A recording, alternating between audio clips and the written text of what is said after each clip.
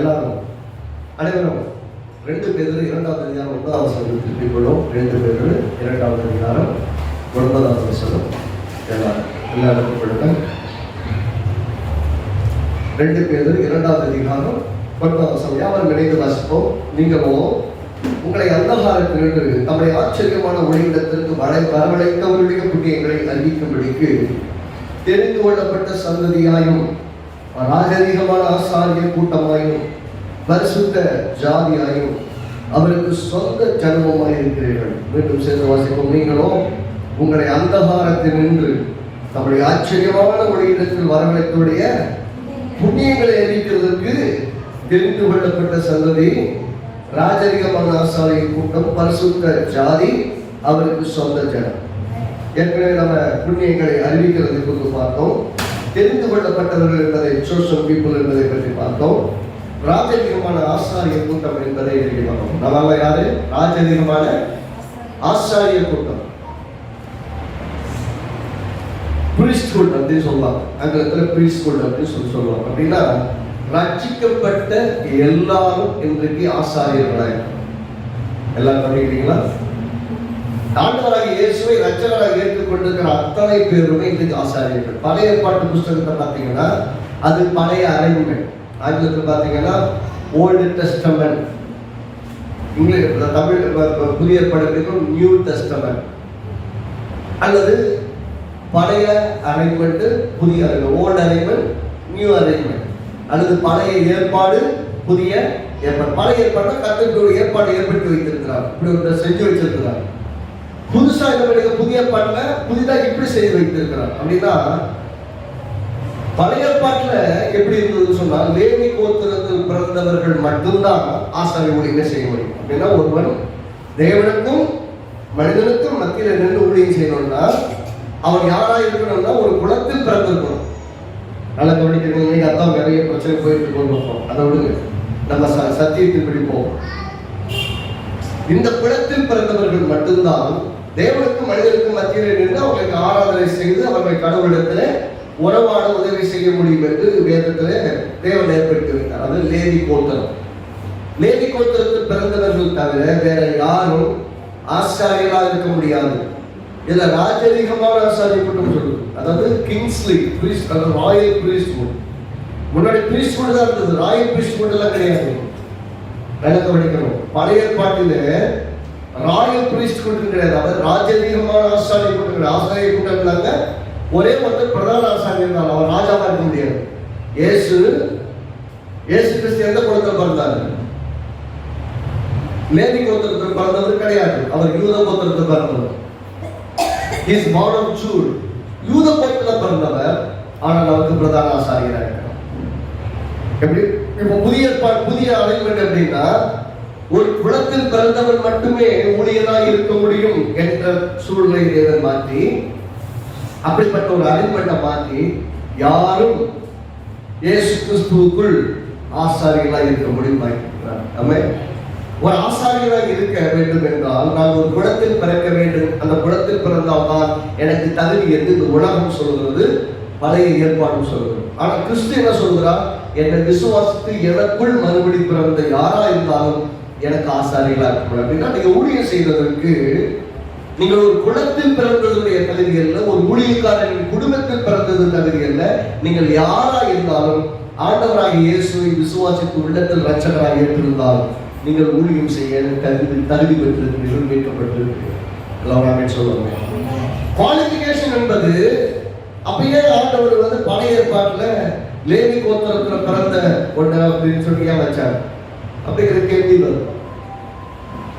லேவி கோத்திரத்தை பிறந்தவன்னு சொன்னா அவரை தவிர வேற யாரும் செய்யக்கூடாதுன்னு சொல்லும் போது தேவன் ஒரு கோத்திரத்தை தேர்ந்தெடுத்து ஆபிரகாம் என்ற மனிதனை தேர்ந்தெடுத்ததை போல ஆபிரகாமின் சந்ததியில் பிறந்த ஒரு கோத்திரத்தை தேர்ந்தெடுத்து இந்த கோத்திரத்திற்கு ஊழியம் செய்ய வேண்டும். நல்ல கவனிக்கணும். இந்த கோத்திரத்தில் பிறந்தெல்லாம் எனக்கு ஊழியம் செய்ய வேண்டும். ஆனால் இவர்களுக்கு இந்த 12 கோத்திரத்தில் இருக்கிற மக்களுக்குள்ள இருக்கிற எந்த பங்கும் எந்த பாகமும் கிடையாது. சொத்து பிரிக்கும் போது, ஆஸ்தி பிரிக்கும் போது, இடங்களை பங்கிடும் போது இவர்கள் எதிரோன் என்கிற ஒரு பட்டணத்தில் மட்டும்தான் குடியிருக்க முடியும். மற்ற எல்லா இடத்திலையும் குடியிருக்க முடியாது. எல்லாருக்கும் பிரிப்பதை போல இவர்களுக்கு பாகம் பிரிக்க முடியாது. ஆனால் என்ன காண்பிக்க விரும்பினாங்கன்னா, இந்த கோத்திரத்தார் இந்த இடத்தில் வசிக்க வேண்டும், இந்த கோத்திரத்தாருக்கு நானே எல்லாவற்றிற்கும் எல்லாமாக இருப்பேன், இந்த கோத்திரத்தார் எனக்கு ஊழியம் செய்யும் போது மற்ற எல்லாரை விடையும் நான் இவர்களை பத்திரமாய் பார்த்துக் கொள்வேன், நானே இவர்களுக்கு ஆதாரமாக இருக்கிறேன், இவர்களுடைய எல்லா தேவைகளையும் நானே சந்திப்பேன் என்பதை அன்னைக்கு காண்பித்தார். இந்த கோத்திரத்துக்கு பாகம் பிரிக்கும் போது 11 பங்கு தான் போட்டாங்க, 12ஆம் பங்கு போடல. லேவி கோத்திரத்துக்கு பங்கு கிடையாது. இயேசுவே சுதந்திரம், தேவன் தான் சுதந்திரம். எல்லாம் ஆமென் சொல்லுங்க. ஊழியக்காரர்களுக்கு பங்கு மக்களிடத்தில் அல்ல, மகத்துவமுள்ள தேவனிடத்தில். ஆகவேதான் ஒரு ஊழியம் என்று சொல்லும் போது ராஜரீகமான ஆசாரிய கூட்டத்தை பற்றி பேசிட்டு இருக்கோம். அப்படின்னா ஊழியன் என்பவன் மனிதனை சார்ந்து இருக்கிறபடியா இல்ல, அவரே சுதந்திரமாக இருக்கிறபடியால் அவருக்கு தான் கிடைக்கும். இப்ப நீங்கள் நான் நாம் எல்லாரும் ராஜரீக ஆசாரிய கூட்டம்னா, இன்றைக்கு நாம் யாரையும் சார்ந்திருக்க கூடாது, தேவனை மட்டும்தான் சார்ந்திருக்கணும். நம்மளுக்கு தேவைகள் எல்லாம் இந்த உலகத்தில் கொடுக்கப்படும் ஆஸ்திகளும் ஐஸ்வர்யம் கிடைக்கிற பங்குகளினால் வருகிற ஆசீர்வாதம் அல்ல, வானத்தில் இருந்து வருகிற தேவனுடைய ஆசீர்வாதம். அப்படின்னா மனிதனை சார்ந்து வாழும்படியே நாம் இல்லை. இதுல ராஜரீகமான ஆசாரிய கூட்டம் சொல்லும் போது கிங்ஸ்லி அல்லது ராயல் பிரீஸ்ட்ஹுட் அப்படின்னா ராஜா வம்சத்தில் பிறந்தது போல. ஏனென்றால் இயேசு கிறிஸ்து யூத ராஜசிங்கர், ராஜாதி ராஜாவர், அவருக்குள் இருக்கிறபடியால் நாம் எல்லாரும் ராஜரீகமான ஆசாரிய கூட்டமாக இருக்கிறோம். அவர் பிரதான ஆசாரியர், நாம் எல்லாம் ஆசாரியர். யோசிச்சு பாருங்க, பழைய ஏற்பாட்டுக்கும் புதிய ஏற்பாட்டுக்குள்ள சம்பந்தங்களையும் எல்லாத்தையும் பார்த்து. பழைய ஏற்பாட்டுல லேவி கோத்திரத்தில் பிறந்த ஒரு ஆண் தான் ஒருவன் ஆசாரிய ஒழித்து வாழ முடியும். இப்ப ஆணா இருந்தாலும் பெண்ணா இருந்தாலும், யூதன் என்றும் இல்லை, கிரேக்கன் என்றும் இல்லை, ஆண் என்றும் இல்லை, பெண் என்றும் இல்லை, யாரும் ஊழியம் செய்யணும். சொல்றது முன்னாடி ஒரு டெபினேஷன் இருந்தது. யூத குலத்தில் பிறந்த ஒரு ஆண் மட்டும்தான் ஊழியம் செய்ய முடியும். ஆனா கர்த்தர் என்ன பண்ணிட்டாரு, இயேசுவை விசுவாசித்து ரட்சகராக ஏற்றுக்கொண்டு மறுபடியும் பிறந்தவர்கள் யாரா இருந்தாலும் இஸ்ரவேலின் தேவனாகிய கர்த்தரை, இந்த ரட்சகராகிய இயேசுவை அறிவிக்க அவர் ஊழியம் செய்ய முடியும். பாருங்க, அங்க என்ன இருந்ததுன்னா நிறைய சடங்குகள் இருந்தது. அது ஒரு எதை பத்தி இருந்தாலும் கையை கழுவியா கால கழுவியா அதை சுத்தம் பண்ணி அதை சுத்தம் ஃபுல்லா சுத்திகரிப்பு தான். இன்னைக்கு சுத்திகரிப்பு கூட்டம் நிறைய நடக்குது. இன்னைக்கு அநேக சபைகள்னு சொல்லுவோம். இன்னைக்கும் பார்த்தீங்கன்னா சுத்திகரிப்பு கூட்டம், அமாவாசை கூட்டம், அதெல்லாம் எங்க கண்டுபிடிக்கிறாங்க. நல்லா அப்படின்னு வெளியே வந்தோடனே இதை பிடிச்சிக்கிறாங்க, இதெல்லாம் கரெக்டாக செய்யறாங்க. அதுதான் நடக்குது. என்ன நினைக்கிறாங்கன்னா, நமக்கு சுத்திகரிப்பு அவசியம். நம்ம சுத்திகரிப்பு நைட்ல போய் சுத்திகரிச்சு போவாங்க, நைட்ல போய் வீட்டில் சண்டை போடுவாங்க, எல்லாத்தையும் பேசிடுவாங்க. காலையில் வருவாங்க சர்ச்சுக்கு, காலையில் பெரும்பு இருப்பாங்க தெரியுமா, குற்ற உணர்வோடு இருப்பாங்க. கம்பெனி எடுக்க கூட தைரியம் வராது. ஏன்னா என்ன சொல்லுவாங்கன்னா, நீ தகுதி இல்லை, தகுதியாக இராதவர்கள் பாத்திரத்தில் பங்கெடுக்க வேண்டாம் அப்படி போயிடுவாங்க. திருவிருந்த நேரம் கொண்டாட்டத்து நேரம், எல்லாம் சொல்லுங்க, திருவிருந்த நேரம் கொண்டாடுகிற நேரம். அடுத்த மாசம் அடுத்த மாசத்துல லெண்டர் டேஸ் ஆரம்பிச்சிடும். தவக்காலம்னு ஆரம்பிச்சிருவாங்க. 40 நாள் கறி கறியெல்லாம் சாப்பிட மாட்டாங்க. ரொம்ப பக்திமான் மாதிரி வாழ்றது. இந்த 40 நாள் பக்திமான்களாக வாழக்கூடிய அறிவிக்கவில்லை. வருஷத்துல 365 நாட்களும் பக்திமான்களாக வாழக்கூடிய அழைக்கப்பட்டது. அப்படி இந்த நாட்கள் என்ன சொல்றதுன்னா, சிலுவை நினைப்பு பார்க்கணும். ஏசு என்ன செஞ்சார், ஏசு நமக்காக என்னவெல்லாம் செய்திருக்கிறார், என்னெல்லாம் அவர்கள் செய்ய முடியும் என்பதை நினைத்து பார்க்கக்கூடிய ஒரு நேரமாய், அவரோடு உறவாடுவதற்கான நேரமாய், அவர்களை பலனடையக்கூடிய ஒரு நேரமாய் நமக்கு இருக்கும். அது நல்லது, அது அவசியம். அவங்க இதை இன்னும் அதிகமாக ஸ்திரம் அடைய உதவி செய்வார். நிறைய சடங்கு இருந்தது, உறவு கல்வி. அவங்க ஜனங்களுக்கு தேவனை பற்றி அவங்க உறவு இருந்தாலும் உறவு கிடையாது. என்ன பாவம் விட்ட என் பாவம் கழுவுறோம், நான் பணி செலுத்த வரேன், கையை கழுவுறேன், காலை கழுவுறேன், பணிபெடுத்த கழுவுறேன், எல்லாத்தையும் கழுவி சுத்தம் பண்ணிட்டே இருப்பாங்க. சுத்தம் பண்ணி முழுசா சுத்தம் பண்ணுங்க. மிருகங்களை பலியிட வேண்டும், ரத்தம் சிந்தப்பட வேண்டும். ரத்தம் சிந்தப்பட்டால்தான் பாவ நிவர்த்தி. வேதம் அப்படித்தான் சொல்லுது. அப்படின்னா இது எல்லாமே தற்காலிகமானது, பூரணப்படுத்தாததுன்னு வேதம் சொல்லுது. எபிரேயர்கள் நிருபம் 10வது அதிகாரத்துக்கு திருப்பி கொள்வோம். எபிரேயர்கள் நிருபம் 10வது அதிகாரம் 1வது வசனத்தை எல்லாரும் வாசிப்போம். எபிரேயர்களுக்கும் 10வது அதிகாரம் 1வது வசனம். இப்படி இருக்க எல்லாத்தாச்சா புதிய ஏற்பாடு பேஜ் நம்பர் 306 பக்கம் 306 10வது அதிகாரம் 1வது வசனம். இப்படி இருக்க நியாயப்பிரமானது வரப்போகிற நன்மைகளின் பொருளாயிராமல் அவைகளின் நிழலாயிருக்கிறது. இதுதான் வரப்போறது அப்படின்னு இல்ல, வரக்கூடிய நிழலா இருக்குது. நிழல் அப்படின்னா உதாரணத்துக்கு பார்த்தீங்கன்னா இப்ப லைட் இருக்கு, இப்ப லைட் எரியுது. இந்த லைட்ல பாத்தீங்கன்னா என்னோட வெளிச்சத்துக்கு பின்னாடி என்னோட ஒரு பிம்பம் தெரியும். இந்த பிம்பம் நான் கிடையாது, நான் தான் ஒரிஜினல். அப்படின்னு வரப்போகிற நன்மைகளுக்கு அது நிழல்னா இது நிஜம், அது நிழல். நிழல் யாரு எதை சொல்லுதுன்னா அங்க ஒரு நிஜம் இருக்குது என்பதை சொல்லுது. அப்படின்னா நிஜமானது எது? இயேசு, இயேசு சொல்லுவாங்க. இதெல்லாம் என்னது? நிழல். நிழல் எதை காட்டுகிறது? நிஜம் என்று வரப்போகிறது என்பதை காட்டுகிறது. இங்க சொல்றது நியாயப்பிரமானது வரப்போகிற நன்மைகளின் நிழலை கொள்ளாமல் அதுதான் எல்லாமே எக்ஸாக்டான கிடையாது அப்படின்னு சொல்ல வருது. அப்படின்னா நியாயப்பிரமாணம் பூரணமானது அல்ல, நியாயப்பிரமாணம் அது நிழல். நியாயப்பிரமாணத்தின்படி செய்து பிழைக்க முடியாது, விசுவாசத்தின்படி தான் பிழைக்க முடியும். எத்தனை புரியுது? அப்படின்னா நியாயப்பிரமாணமானது வரப்போகிற நன்மைகளின் நிழல், ஆனால் அதுவே நன்மையாக இல்லை. சொல்லுங்க, நியாயப்பிரமாணம் நன்மையானா? அப்போஸ்தலனாகிய பவுல் சொல்றார், நியாயப்பிரமாணம் நல்லதுதான், செய்யணும்னு ஆசைதான், ஆனா எல்லாம் செய்ய முடியலையே. செய்யற ஆசை மனசு நிறைய இருந்தாலும் செய்யணும் ஒரு தூத்துறேன்னு அப்படி சொல்றாங்க. அப்படின்னு அர்த்தம், செய்ய வேண்டியதை செய்யாமல் செய்ய தகாததையே செய்கிறேன். அப்படியானால் நான் அல்ல, எனக்குள் வாசமா இருக்கிற பாவங்கள் எப்படி செய்ய வைக்கிறது என்பதையும் சொல்லுகிறான். அப்ப என்ன சொல்ல வருகிறான்னு சொன்னா, நிழலா இருப்பதை செய்ய முயற்சி செய்யும்போது நிஜத்தை விட்டு விடுவோம், உறவை விட்டு விடுவோம். திரும்ப சொல்றேன், எப்பெல்லாம் செய்ய சொல்றாங்களோ அதையெல்லாம் நீங்க செய்ய முயற்சி பண்ணிட்டு இருக்கீங்களோ, நிறைய செய்வீங்க, தேவனோட உறவு மட்டும் இருக்கு. If you have right relationship with God, you will not see any hardship in doing the things that God has commanded. கடவுள் சொன்னதை செய்யறதுக்கு ஒரு பெரிய கஷ்டமான சூழ்நிலை எப்போ வரும்னா, தேவனோட இருக்கிற உறவு இல்லாமல் போகும்போது. என்னில் அன்பு கொண்டால் என் கற்பனைகள் பாரமானவை. கடவுளோட உறவு இருந்தா செய்யறது ரொம்ப கஷ்டமாக இருக்கு. சொல்றாரு, நியாயப்பிரமாணம் வரப்போகிற நன்மைகளின் நிழல். அப்ப நிழலை பிடிச்சிட்டு நான் இயேசு பிடிச்சிட்டேன் சொல்றதுக்காட்டு இயேசுவை பற்றி கொள்ளுங்கள். என்ன சொல்றது?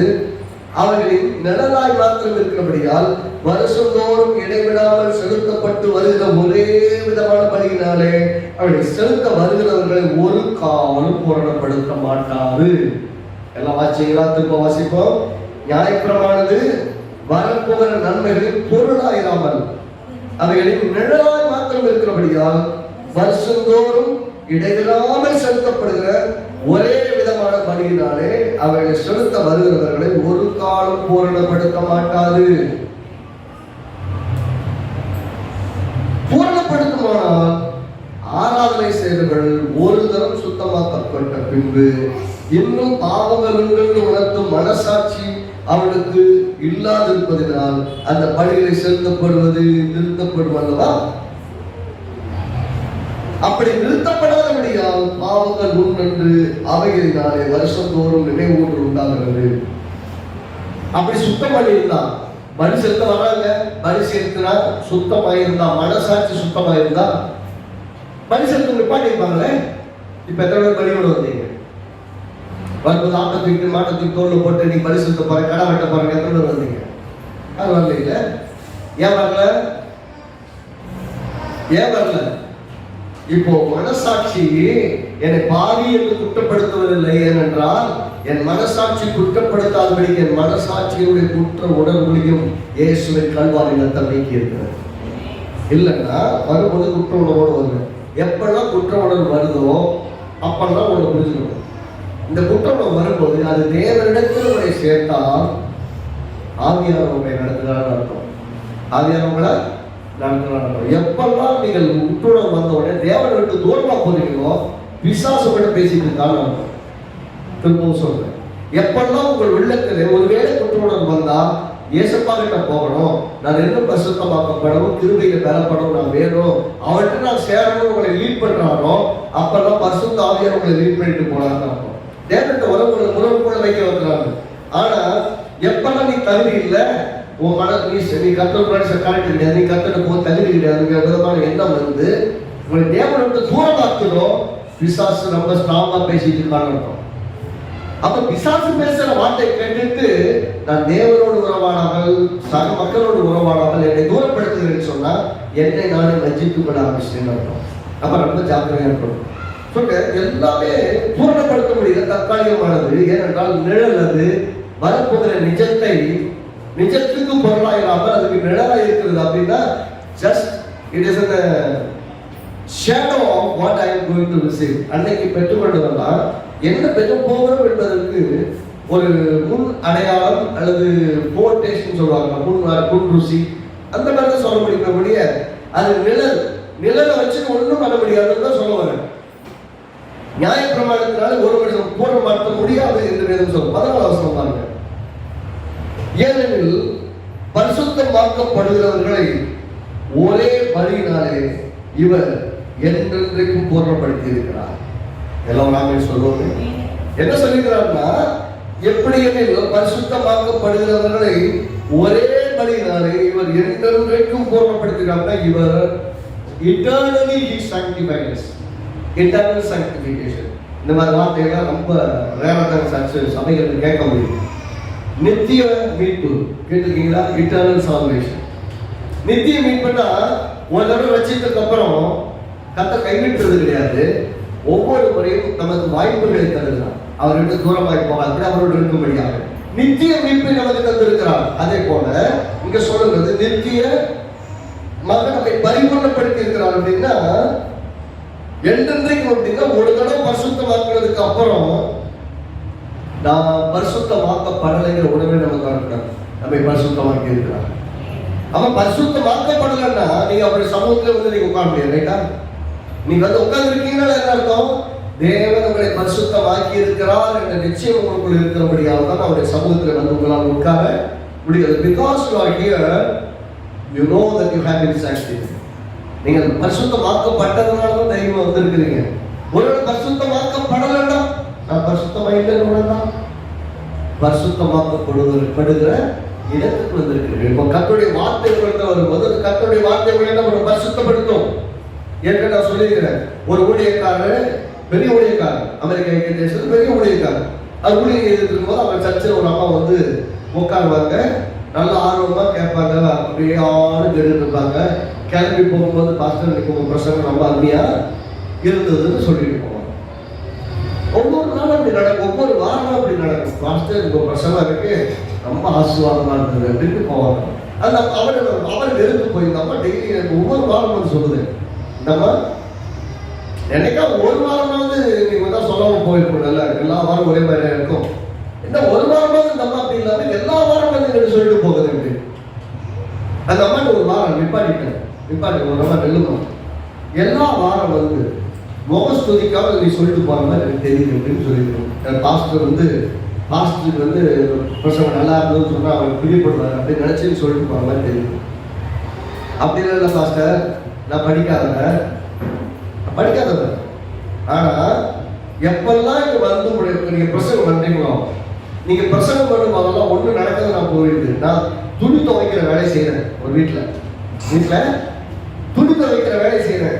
நான் அந்த சோப்பை போட்டு தேய்ச்சி கழுவுற அவசியம்னா அந்த துணியில இருக்கிற அழுக்கெல்லாம் போய் எப்படி பளிச்சு அந்த துணி ஆயிடுதோ, அதே மாதிரி உங்க பிரசங்கத்தை கேட்கும் போதெல்லாம் எனக்கு கூட ஒரு பெரிய பரிசுத்தம் உண்டாகுதுனால ஒவ்வொரு வாரம் அனுபவிக்கிறேன். அதனாலதான் வந்து சொல்லிட்டு போனேன்.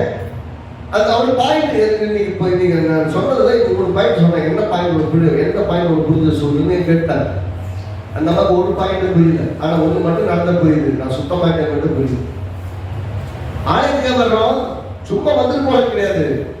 கர்த்தருடைய வார்த்தை நம்மை பரிசுத்தமாக்குறது, தேவனுக்காக வாழ நமக்கு வழி சொல்றது, உலகத்தோடு உலகமாய் கலந்து விடாதபடிக்கு கர்த்தரோடு நடப்பதற்கு பலம் தருகிறது. கர்த்தருடைய வார்த்தையை கேட்காம நீங்க 2 வாரம் வீட்டுல இருந்து பாருங்க, 3ஆவது வாரம் நீங்க நடக்கிற பாதை கர்த்தருடைய பாதையாக ரீடைரக்டட். எங்க ஏதோ ஒரு மிஸ்டேக் பண்ணிட்டு போவீங்க. அப்படி கொஞ்சம் போக ஆரம்பிச்சதுன்னா டீப்பா ஊண்டிடுவீங்க. அப்புறம் உங்களுக்கு மீட்கவே முடியாது. சில ஆட்கள் நீங்க பார்த்துட்டு தான் இருக்கீங்க. அந்த மாதிரி ஆட்கள் எல்லாம் பார்த்தீங்கன்னா அவங்களையே நினைக்கிறாங்க. சில பாவ வாழ்க்கை அடிமைப்படுவது ஒண்ணுதான், இந்த மாதிரி தேவனை விட்டு தூரமா வாழ்றதும் ஒண்ணுதான். அவங்க 2 பேரும் தூக்கம் கொண்டு வருவது பெரிய கஷ்டமான விஷயம். ஏனென்றால் உணர்வுள்ள இருதயம் உணர்வில்லாத இருதயமா மாறிடும். உணர்வில்லாத இருதயமா மாறினதுக்கு அப்புறம் தேவனோட உறவு இருக்காது. தேவன் வந்து நானும் இதுல இருக்கிறேன் என்று சொல்கிற மாதிரி இருக்கும்போது உறவு பெருசா ஸ்ட்ராங்கா இருக்காங்க. உறவு இல்லாமல் போனால் அது குடும்பமாகவும் இருக்காது, தேவனுடைய பிள்ளைகள் ஸ்தானமும் இருக்காது. ஆகவே ரொம்ப ஜாக்கிரதையா இருக்க வேண்டிய அவசியமா இருக்கு. ஒரே முறை நம்மை பரிசுத்தமாக்கிட்டா அது ஒரே வெற்றி எல்லா எந்தெந்தைக்கும் பரிசுத்த பூரணமாக்கிறாங்கன்னா பூரணம் அப்படின்னா பர்ஃபெக்ட் இருக்கும். எல்லாம் சொல்லுங்க பர்ஃபெக்ட். என்னைக்காவது உங்களை பார்த்து யாரும் mister perfect, missus perfect, miss perfect அப்படி யாரும் சொல்லியிருக்காங்களா? யாரும் சொல்லியிருக்காங்களா? உண்மையிலே சொல்லணும்னா நான் உங்களை எல்லாரும் எப்படி கால் பண்ணுவேன்னா mister, missus and miss baby perfect அப்படின்னு சொல்லுவேன் எல்லாரும். எப்படி நாங்கள் அப்படியெல்லாம் பர்ஃபெக்டா இல்லையே. நீங்க பெர்ஃபெக்டா இல்லைன்னு எனக்கும் தெரியும், நானும் பெர்ஃபெக்டா இல்லைன்னு எனக்கும் தெரியும். ஆனா கர்த்தர் உங்களை பூரணப்படுத்தி இருக்கிறபடியா மிஸ்டர் பர்ஃபெக்ட்.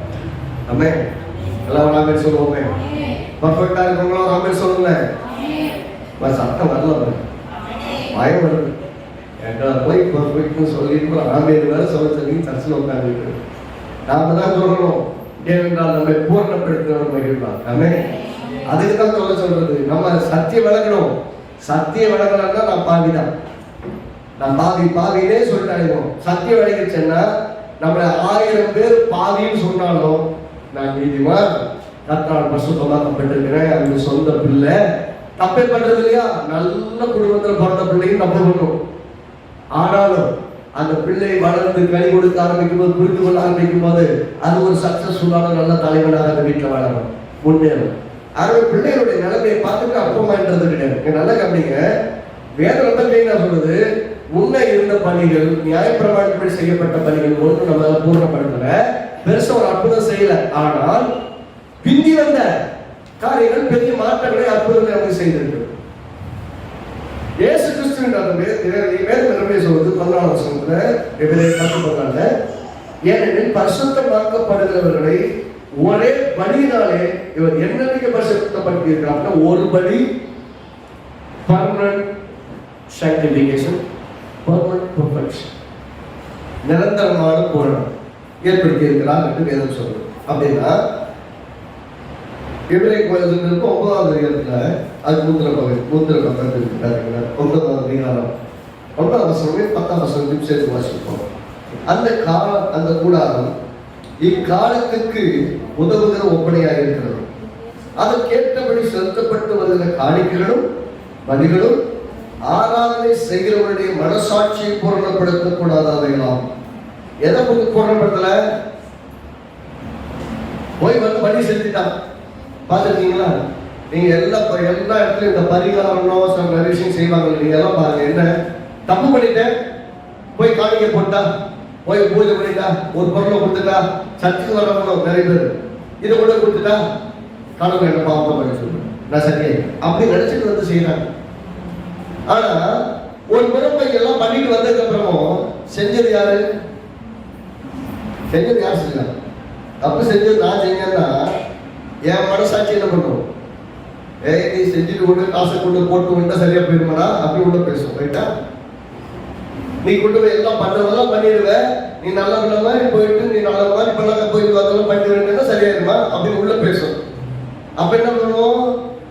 என்னதான் பண்ணுறது? மனசாட்சி மட்டும் கூறுகிட்டே இருக்க உள்ள நம்மகிட்டே இருக்கும். உங்களுக்கு நிம்மதியா தூக்க விடாது. படுத்தாலும் கெட்ட கடமா வரும், குழி நெருந்திருப்பீங்க. அப்படியெல்லாம் நடக்கும். ஏன் நடக்குதுன்னா உள்ள மனசாட்சியை பரிசுத்தமாக விட்டால் பழைய பண்புல வந்து பலி செலுத்தவங்க செலுத்திட்டு வந்துடுவாங்க. வந்ததுக்கு அப்புறம் என்ன ஆகாது? அவர் பரிசுத்தர்களாக எண்ணப்பட்டார்கள், நீதிமான்கள் என்று எண்ணப்பட்டார்கள், counted as righteous. ஆனா நாம counted as righteous அல்ல, we were all made as righteous. நாமெல்லாம் நீதிமான்கள் ஆக்கப்பட்டோம். எல்லாம் சொல்லுங்க, நீதிமான்கள் நாம ஆக்கப்பட்டோம். நாமெல்லாம் நீதிமானாக ஆக்கப்பட்டிருக்கிறோம். அவர்களும் அந்த பழைய ஏற்பாட்டுல கணக்கில் கொள்ளப்பட்டார்கள். கவுண்டர்ஸ் தான் எல்லாம் சொல்லுங்க, கணக்குல வச்சுக்கிறேன். இத நீ நீ நீ நல்லவன்னு நான் கணக்குல வச்சுக்கிறது வேற, நீங்க நல்லவர்களாக ஆக்கப்பட்டிருக்கிறது வேற. பழைய ஏற்பாடு கணக்குப்படி நீங்கள் நல்லவர்கள் என்று கணக்கில் கொல்லப்பட்டீர்கள். ஆனால் புதிய ஏற்பாட்டிலே இயேசுவின் ரத்தம் ஒருமுறை பரிசுத்தப்படுத்தினாலே நீங்கள் என்றென்றைக்கும் பரிசுத்தமுள்ளவர்களாய் அங்கீகரிக்கப்பட்டிருக்கிறீர்கள். இது கணக்கில் வைக்கல, ஆயிட்டீங்க. எல்லாம் சொல்லுங்க, கணக்கில் வைக்கல, பரிசுத்தமாக்கப்பட்டிருக்கிறேன். Once sanctified, eternally sanctified. Once saved, eternally saved. அதான் வேதம். அதை விட்டு போட்டுட்டு இங்கே அங்கெல்லாம் கன்ஃபியூஷன் ஆகக்கூடாது. திரும்ப வாசிப்போம். எபிரேயர் 9ஆம் அதிகாரத்துல 9ஆம் வசனம். அந்த கூடாரம் இக்காலத்துக்கு உதவுகிறபடியா இருக்கிறது. அதற்கேற்றபடி செலுத்தப்பட்டு வருகிற காணிக்கைகளும் பலிகளும் ஆராதனை மனசாட்சியை பூரணப்படுத்த கூடாதவைகளாம். மனசாட்சி சுத்தம் பண்ணாது. பழைய ஏற்பாட்டு மரபைப்படி நடக்கிற எந்த ஆராதனைகள் இவைகள் சீர்திருத்தம் உண்டாகும் காலம் வரைக்கும் நடந்தேறும்படி கட்டளையிடப்பட்ட, எல்லாத்தையும் வாசிங்க, இவைகள் சீர்திருத்தம் உண்டாகும்படி, அந்த ரெவலேஷன், அந்த ரிஃபார்மேஷன் உண்டாகும் காலம் வரைக்கும், மாற்றங்கள் உண்டாகும் காலம் வரைக்கும் நடக்கும்படி கட்டளையிடப்பட்ட போஜன பானங்களும் பலவிதமான ஸ்நானங்களும் சரீரத்துக்கு ஏற்ற சடங்குகளே அல்லாமல் வேறு அல்ல. சொல்லுங்க, என்னவா? சாப்பாடை பத்தி, குடிக்கிறத பத்தி சரீரத்திற்கேற்ற சடங்குகளே அல்லாமல் வேற இல்லை. அப்படின்னா பழைய உடன்படிக்கையின் காலத்திலே செய்யப்பட்ட அரேஞ்ச்மெண்ட் என்னன்னா, இது வெறும் சரீர ரிலேட்டடான சுத்திகரிப்பும், இடத்தை குடித்தோம் போஜனம் பண்றது, என்ன பண்ணுவாங்க? ஆலயத்துக்கு வருவாங்க, வருஷத்துக்கு ஒரு படம் வருவாங்க, பலி செலுத்துவாங்க. செலுத்துற பலியிலிருந்து ஒரு பகுதி எடுத்து என்ன பண்ணுவாங்க? எல்லாம் உட்காந்து சாப்பிடுவாங்க. நீயும் சந்ததி எல்லாமே ஆலயத்தை உட்காந்து என்ன பண்ணணும்? அந்த சாப்பாடை சாப்பிடணும், குடும்பமா சாப்பிடணும், ஒன்றும் வேஸ்ட் ஆகக்கூடாது. பலி செலுத்தப்பட்டதை போகல, அந்த தொடை அந்த பகுதி எல்லாம் கொழுப்பு எல்லாத்தையும் தகனிச்சிருவாங்க. தொடப்பட்ட பகுதியெல்லாம் கடவுள் கொடுத்துருவாங்க. மிச்சம் பகுதியெல்லாம் என்ன பண்ணுவாங்க? உட்காந்து சாப்பிடுவாங்க. நல்லா கவனிங்க. அங்கே சாப்பிடுறது அப்பங்களை, திராட்சை ரசத்தை எல்லாம் அங்கே வச்சு எல்லாம் உட்காந்து, இதெல்லாம் என்னது? ஆசாரியர் போகும்போது வரும்போது கையை கழுவணும், காலை கழுவணும், சச்சை கழுவணும், படிப்பிடத்தை கழுவணும், எல்லாம் இதோட சுத்திகரிப்பு. இது எல்லாமே உள்ள இருக்க ஒண்ணு மாற்ற முடியல. திரும்ப கவனிங்க, மனசாட்சியை மாற்ற முடியல, மனசாட்சியில நம்பிக்கை தைரியத்தை கொடுக்க முடியல. பழைய உடன்படிக்கையில் நடந்த அத்தனை பலிகளும் முறைமைகளும், பழைய ஆசாரிய கூட்டங்கள் செய்த எல்லா வேலைகளும் மனிதனுடைய மனசாட்சியை சுத்தம் பண்ண முடியல. என்னதான் பண்ண முடிஞ்சிருக்கு? வெறும் சரீரத்தை சுத்திகரிக்கவும், சாப்பிடறத பத்தி, குளிக்கிறத பத்தி இதுக்காக சொல்லுது. இப்போ என்ன தீட்டுப்பட்ட என்ன பண்ணணும்? நீ உன்னை ஸ்நானம் பண்ணாம என்ன பண்ணக்கூடாது? பங்கெடுக்க கூடாது. நீ வரத்துக்கு போனியா, சாவு இருந்துச்சா, ஒரு வாரம் தீட்டுப்பட்டு இருப்ப, வராத. ஒரு நாள் உடம்புல வந்து குஷ்டம் வந்துருச்சா, சர்ச் கொண்டு வரக்கூடாது. குஷ்டத்தை ஊரை விட்டு வெளியே விட்டு சொன்னாங்களா? இது எல்லாமே சரீர சம்பந்தமான விஷயம். ஆனால் மனசாட்சி என்ன பண்ண முடியல, மாற்றவே முடியல. ஏனென்றால் நியாயப்பிரமாணத்தால் உண்டான மிருகபலிகளும் மனிதனுடைய மனசாட்சியை ஒரு விதத்தை மாற்ற முடியல. அது எல்லாம் என்ன பண்ணப்பட்டது? வரப்போகிற நன்மைகளின் நிழலாய் மாற்றமே இருந்தது. It is only a shadow of what the blessing that we are now enjoying. இன்றைக்கு நாம் அனுபவிக்கிற இந்த ஆசீர்வாதங்களுடைய நிழலாய் மட்டுமே இருக்கிறது. யோசிச்சு பாருங்க, அந்த காலத்து ஆசாரியர்கள் செய்த ஊழியம் எந்த மனுஷனுடைய மனசாட்சியை சுத்திகரிக்கல. ஆனால் இன்றைக்கு நாம் செய்கிற ஆசாரிய ஊழியம் மனுஷனுடைய மனசாட்சியை சுத்திகரித்திருக்கிற கல்வாரி ரத்தத்தை கொண்டும் அவருடைய நாமத்தை கொண்டு போதிக்கிற போதனைகளாலே நீங்க உள்ளே பரிசுத்தமாகி, எண்ணங்களிலே பரிசுத்தமாகி, சரீரம் முழுவதும் மறுரூபமாக உதவி செய்யணும். அப்படின்னு சொல்லுவோமே. அப்படின்னா இது வந்து பார்ட் டைமா பண்ணக்கூடியது, ஒரு பகுதி மட்டும் பண்றது கிடையாது. அப்படின்னா பூர்ணப்படுத்தாத ஒரு முறையை தேவனையே செய்ய சொன்னார். சரிங்க, தேவன் வந்து இது ஒண்ணுமே பண்ண முடியாதுன்னா அப்புறம் ஏன் அதை கொடுக்கணும்? இந்த கேள்வி மனசுல வருது இல்ல. நியாயப்பிரமாணத்தை செய், பலி செலுத்து அப்படின்லாம் சொன்னார். இதை செஞ்சா என்ன ஒன்னும் சுத்தம் பண்ணாதுன்னா அது ஏன் நான் செய்யணும்? நான் செய்யாம இருக்கலாம்ல, ஏன் அதை செய்யணும்னு சொன்னாரு அப்படின்னு கேட்டீங்கன்னா, இயேசுவின் ரத்தம் தான் உங்களை பூரணமாய் சுத்தமாக்க முடியும் என்று உங்களுக்கு காண்பிக்கவும் இயேசு என்கிற மீட்பர் வருவார், அவருடைய ரத்தம் தான் என் மனசாட்சியும் சுத்திகரிக்கும் என்று எதிர்பார்ப்புதலை உண்டாக்குவதற்கு தான் பழைய பாட்டு கணக்குல சரீர சம்பந்தமான சுத்திகரிப்புகள் எல்லாம் நடக்குது. அப்படின்னா எதுக்கு அது பழையப்பட்ட நியாயப்பிரமாணத்தின்படி நியாயப்பிரமாணம் மீறினால் பாவம், பாவம் செய்தால் படி செலுத்துவதற்கு ஆசாரியம், எதுக்கு இதெல்லாம் வச்சாரு?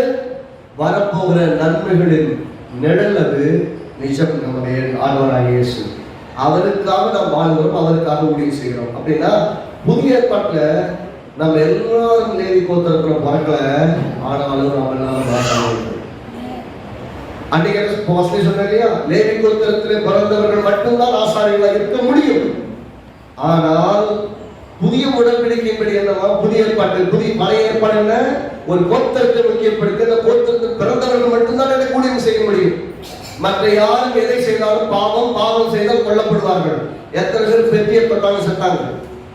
எத்தனை பேர் பலிபீடத்துல நான் போய் துகம் காட்ட போறேன் போய் செத்தாங்க. அத்தனை மரணங்களை ஒன்று அறிவிக்கிறது, நான் நினைக்காத ஒன்றை செய்கிறவன் மரித்து போவான் என்பது தேவ நியமம். இதுதான், இதற்கு மீறி எதை செய்தாலும் பாவம் செய்தால் சாவான் என்று பழைய உடன்படிக்கை காண்பித்தது. புதிய உடன்படிக்கை என்ன? ஆண்டவராய் இயேசு ஏற்றுக்கொண்ட அத்தனை பேரும் ஆசாரியர்களாக இருக்கிறார்கள். எப்படி? கிறிஸ்து நமக்குள் இருக்கிறபடியால் அவர் பிரதான ஆசாரிய வம்சத்திற்குள்ளாக யூத கோத்திரத்தில் பிறந்தவராயிருந்தாலும் ஆசாரியராக இருக்கிறபடியால் அந்த பிரதான ஆசாரியருக்குள் நாம் எல்லாரும் இருக்கிறபடியால் நாமும் ஆசாரியர் கூட்டமாக இருக்கிறோம். எத்தனை பேர் நடந்தது? இந்த கோத்திரத்தில் பிறந்தனால கிடையாது, கிறிஸ்துவுக்குள் பிறந்ததுனால. இல்ல சொல்லுங்க, கோத்திரத்தில் பிறந்தது கிடையாது, கிறிஸ்துவுக்குள் பிறந்ததுனால. ஆனால் பத்திர உலகத்துல யாரு வேணாலும் இந்த பூஜை செய்த வேலையை செய்யலாம் வெளியே பேசுறாங்க. ஏன் பேசுறாங்க? இது ஒரு குறிப்பிட்ட சமூகத்திற்காக அல்ல அப்படிங்கிறத வலியுறுத்த வாழ்ந்துறாங்க. இது எங்கிருந்த வரல, இயேசு தான் சொல்லி இருக்கிறார். கிறிஸ்துவுக்குள் இருக்கிற எல்லாரும் ஆசாரிகளாக இருக்கிறார்கள், எல்லாரும் ஊழியம் செய்ய முடியும், எல்லாருடைய ஊழியம் அங்கீகரிக்கப்படும். ஆணா இருந்தாலும் அங்கீகரிப்பார், பெண்ணா இருந்தாலும் அங்கீகரிப்பார், அவர் யூதனா இருந்தாலும் அங்கீகரிப்பார், கிரேக்கனா இருந்தாலும் அங்கீகரிப்பார் என்றால் வித்தியாசமே இல்லை. ஆணும் பெண்ணும் எல்லாருமே இன்னைக்கு சரிசமம் ஆண்டவருடைய ஊழியத்தை செய்ய வேண்டும். நம்ம ராஜரீகமான ஆசாரிய கூட்டம் என்று தேவன் அறிவிக்கும் போது அவர் கணக்கு வைக்கும்போது 1,44,000 1,44,000 பேர் மட்டும் தான் பரலோகத்துக்கு வருவாங்க. அவன் சர்ச்சில் இருக்கிற ஊழியக்காரங்களே 1,44,000 பேர் மட்டும் தான் வளரலாம். என்ன சொல்ல வர்றாங்க? அந்த ஊழியக்காரங்க கூட பரலோகத்துக்கு வரணும். யார் ஊழியம் பார்க்கணும் அப்படியே இவ்வளவு பெரிய காங்கிரிகேஷன், இவ்வளவு பெரிய ஜனங்கள் எதுக்கு சபையில தெரியவே கிடையாது. எதை போதிக்கிறோம் என்கிற விஷயத்தையும் தெரியவில்லை, எதை பின்பற்றுகிறோம் என்பதையும் தெரியவில்லை. அப்பெல்லாம் ஒரு சின்ன கூட்டமா இருந்தாங்க. அப்ப 1,44,000 சொன்னாங்க. இப்ப சொல்ல முடியுமா? பெரிய கம்யூனிகேஷன் இருக்குது. இப்ப என்ன சொல்ல வராங்க? நாங்க பெருந்தா பரலோகத்துல போவோம், நீங்க ஒருத்த கூட வர மாட்டீங்கன்னா அப்புறம் எதுக்கு அந்த சர்ச்சுக்கு போகணுங்கிற கேள்வி, அடுத்த கேள்வி வரும்ல. அப்படியே இவங்க சொல்றது ஏன் பின்பற்றுங்கிற ஒரு கேள்வி வரும்ல. அந்த கேள்விக்கு பதில் சொல்ல யாரும் இல்லை. ஏன்னா அவளை பொறுத்த வரைக்கும் நீ பரலோகத்துக்கு வர மாட்டேன். கிறிஸ்துவா இருந்தாலும் கிறிஸ்துவ மார்க்கமா இருந்தாலும் அதாவது மதத்தின் அடிப்படையில் என்ன விதமான பாதையா இருந்தாலும், கிறிஸ்துவ பாதையா இருந்தாலும் அது கர்த்தருக்கு முன்பாக ஏற்படுகிறதே அல்ல. If it is religious, it is far away from Jesus. இயேசுவுக்கு ரொம்ப தூரமானது மதம். இயேசு மதத்தை ஸ்தாபிக்கும், மதத்தை பாதுகாக்கவோ, மதத்தை பின்பற்ற சொல்லவோ இயேசு வரல. தேவனோட உறவை முக்கியத்துவப்படுத்துகிறார். அதான் அதனால நம்மளை சேர்த்துக் கொள்ளுங்கள். 12 கோத்திரம் 1,44,000 அது இஸ்ரவேல் ஜனங்களை பற்றி சொல்லியிருக்கிறது. அந்த 1,44,000 நீங்க யாரும் வரப்போறதில்லை, அது பைபிளே வழங்கல. ஃபர்ஸ்ட்ல இஸ்ரவேல் கோத்திரத்துல 12 கோத்திரத்துல ஒவ்வொரு கோத்திரத்துக்கு 12,000 பேர் தேவனுடைய சமூகத்தில் நின்று ஆராதிக்கிறவா இருப்பார்கள் வேதம் சொல்லி இருக்குது. அந்த 1,44,000 நான் சொல்றாங்கன்னா அந்த இஸ்ரவேல் கோத்திரத்தை பற்றி பேசுறது கூட வேலை கன்ஃபியூஷன்ல ஒரு விதத்தில் இருக்கிறாங்க. அது ஒன்றும் சொல்றதுன்னு இல்லை. அந்த வேதத்தை குறித்த வெளிச்சமும் வெளிப்பாடும் கர்த்தர் கொடுத்தா தான் ஆவியானவர் கொடுக்கலாம். அந்த விளக்கம் விளக்காது. அப்படி ஒரு சின்ன வட்டத்தை உருவாக்கி கொண்டு அந்த சின்ன வட்டத்திலிருந்து நாம் செய்ய முடியாது, அழைக்கப்படவில்லை. வெளிப்படுத்தின விசேஷம் 1ஆம் அதிகாரம் 6ஆம் வசனம் பாருங்கள். வெள்ளத்தில் அன்பு வந்து நமது ரத்தத்தினாலே நம்முடைய பாவங்களை நம்மை கழுவி நம்முடைய பிதாவாகிய தேவனுக்கு முன்னாக நம்ம ராஜாக்களும் ஆசாரியர்களும் அவருக்கு மகிமையும் வல்லமையும் என்றைக்கும் உண்டாயிருப்பதாக. மீண்டும் சேர்த்து வாசிப்பாங்க. நம்மிடத்தில் அன்பு கூர்ந்து எல்லாம் சொல்லுங்க, அன்பு தமது ரத்தத்தினாலே நம்முடைய பாவங்களை நம்மை கழுவி, அப்படின்னா ஃபுல்லா கழுவி, தம்முடைய மகிமைக்கு, தம்முடைய பிதாவை தேவனுக்கு நம்மை முன்பாக நம்மை ராஜாக்களும் ஆசாரியர்களும் ஆக்கின அவருக்கு மகிமையும் வல்லமையும் என்றைக்கும் உண்டாயிருப்பதாக என்று யோவானுக்கு வெளிப்படுத்தப்பட்டிருக்கு. என்னவா, நம்ம எப்படி பார்க்கலாம், ராஜாக்களாகவும் ஆசாரியர்களாகவும். இப்ப பிரச்சனை என்னன்னா, தேவனுக்கு முன்பாக நாம் எப்படி இருக்கிறோம், ராஜாக்களும் ஆசாரியர்கள். அதனால்தான் நம்மளை பார்த்து சொல்றோம் ராஜரீகமான ஆசாரியர் கூட்டம். ராஜாக்களாக இருக்கிறோம், ஆசாரியர்களும் பாடல ராஜாக்களும் நாங்களே, ஆசாரியர்களும் நாங்கள். we are the kings, we are the saints. நாம தான் ஆசாரியர்கள், நாம தான் பரிசுத்தமுள்ள ஆசாரியர் கூட்டம்.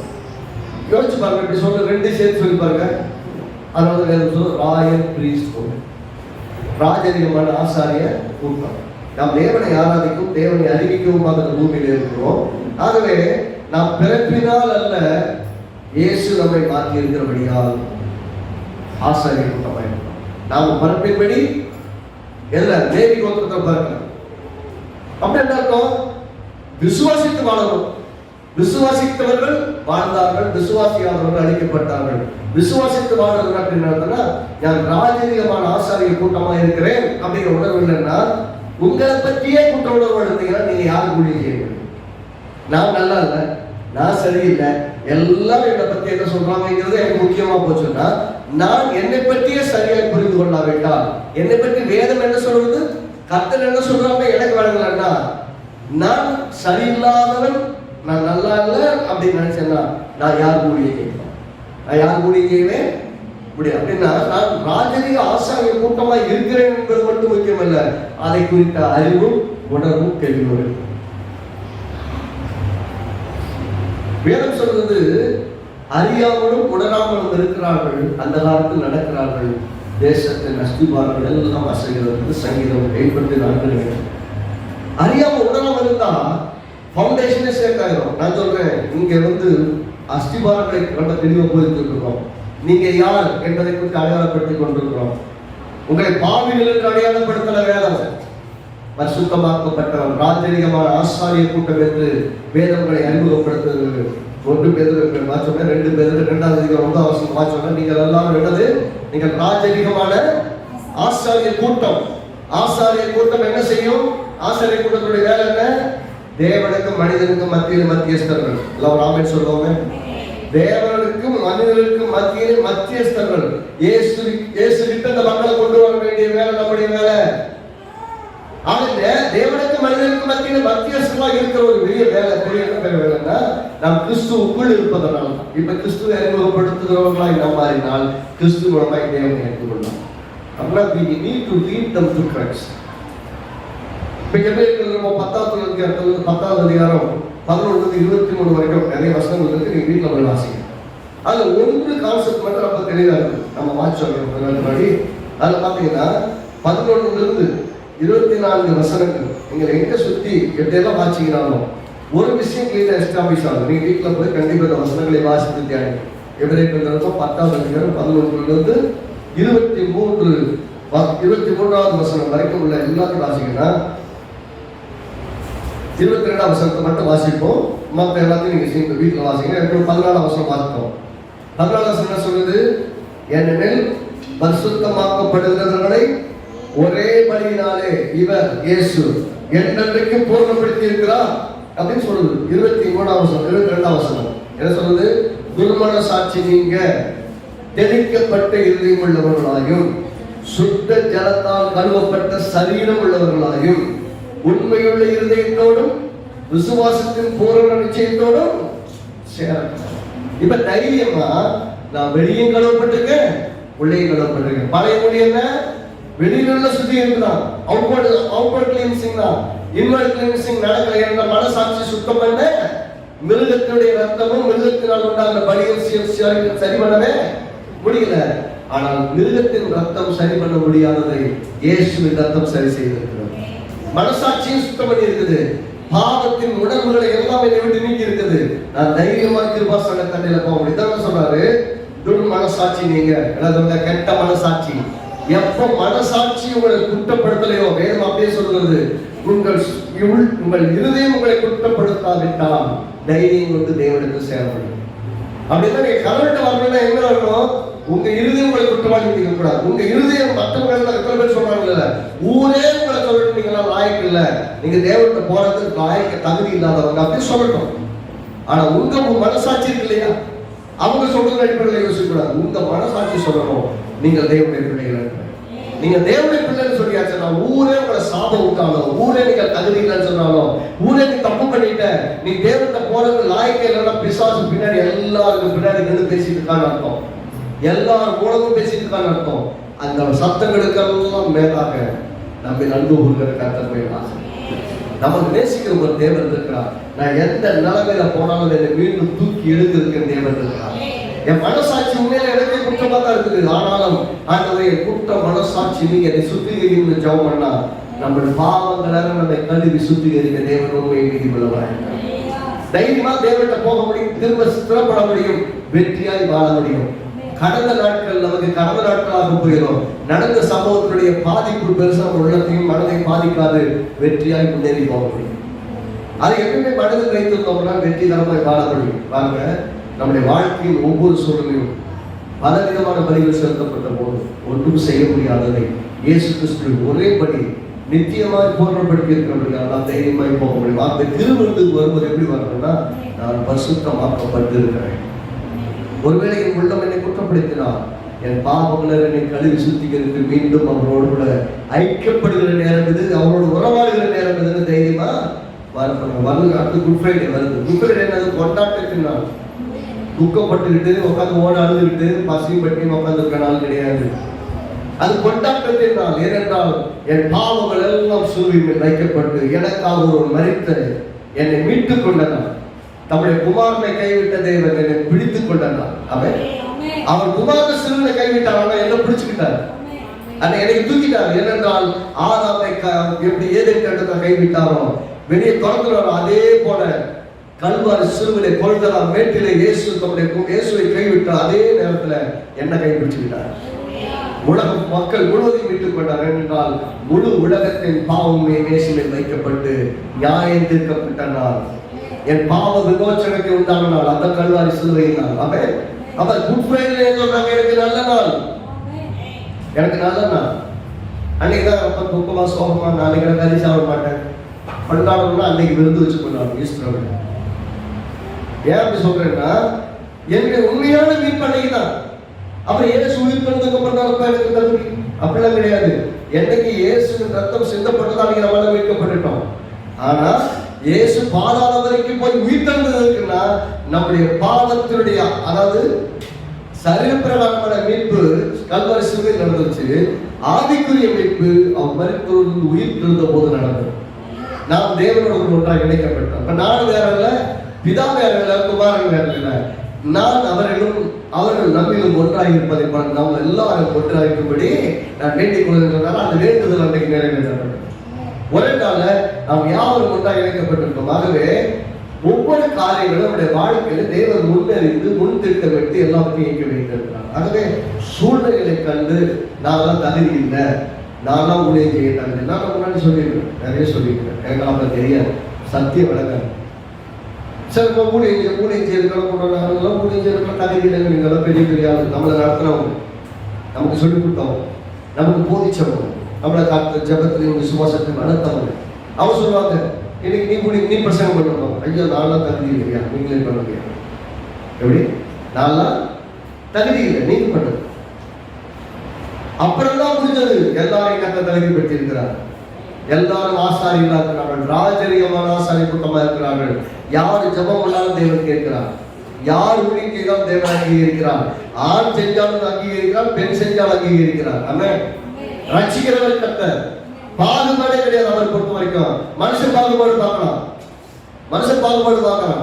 ஒரு முறை இந்த சமீபத்துல பாண்டிச்சேரி ஊழியத்துக்கு போயிருக்கும்போது ஒரு சகோதரியை சந்தித்து, உங்களுக்குலாம் ரொம்ப பரிச்சயமானவர், டிரான்ஸ்ஜெண்டராக இருந்துட்டு ரட்சிக்கப்பட்டு பாஸ்டாக இருக்காங்க. அவர் சந்திக்கும் போது அவங்களோட பேசிட்டு முடியாது, கொஞ்சம் நேரம் கிடைச்சது. எல்லாம் ஊழியெல்லாம் முடிச்சதுக்கப்புறம் திரும்ப அவங்களோட பிரயாணத்தில் பேச முடியல. ஊழிக்கு ஊழிக்கு இஷ்டம் பேச முடியாது. அவங்க தன்னுடைய வாழ்க்கையில் நடந்த கசப்பான அனுபவங்களையும் ஊழியம் செய்யும் போது ஊழியர்களாய் அவர் பாஸ்டர் படிச்சுட்டு பாஸ்டருக்கான அங்கீகாரம் இருக்கிறது. ஆனால் உலகமும் இந்த உலகத்தில் பாஸ்டர் என்று சொல்லப்படுகிற பாஸ்டர் கமிட்டியும் வேற யாரும் அவர்களின் ஊழியராய் அங்கீகரிக்கிறார். நல்லா கவனிங்க, உலகம் அல்லது பாஸ்டர் கமிட்டி வேற யாருமே அவர் பாஸ்டர் அங்கீகரிக்கல. அதை சொல்லிட்டு இருந்தவங்கிட்ட ஜாய்ஸ் மேயருக்கு வந்து யார் அங்கீகாரம் கொடுத்து ஊழியம் நடத்திட்டு இருக்கிறாங்க இல்லையா? ஜாய்ஸ் மேயர் ஒரு பாஸ்டர் பாஸ்டர், ரைட்டா? முன்னாடி கேத்தரின் குல்மன் ஒருத்தர் இருந்தாங்க. கேத்தரின் குல்மன் சொன்னா நம்முடைய பெண்ணின் இருக்காருங்களா, அவரை மாதிரியே அவரை கூட ஆவியான மூலமாய் வல்லமையாய் தேவனால் பயன்படுத்தப்பட்ட ஊழியர்கள். அவர் சர்ச்சோடைய பாஸ்டர். எத்தனையோ பேர் பெண்கள் பாஸ்டர் இருக்காங்க சபையில். ஆமே. அப்படின்னா அந்த ஊழியம் கர்த்தரால் அங்கீகரிக்கப்படவில்லை, ஊழியம் மனிதனால் அங்கீகரிக்கப்படுவது அல்ல.